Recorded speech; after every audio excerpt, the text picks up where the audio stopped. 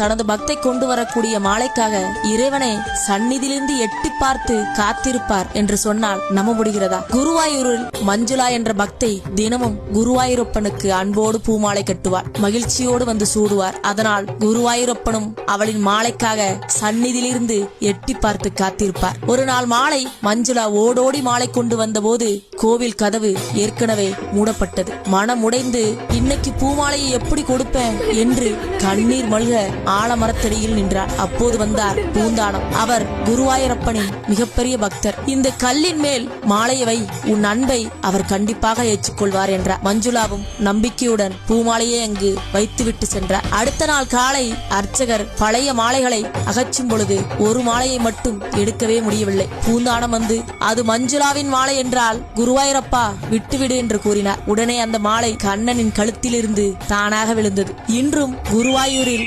மஞ்சுளதாரா என்ற பெயரில் ஆல மரத்தடியில் உள்ள அந்த கல் கருட சன்னதியுடன் காணப்படுகிறது. அன்பும் பக்தியும் இருந்தால் கண்ணன் அதையே மிகப்பெரிய பூமாலையாக்குகிறார்.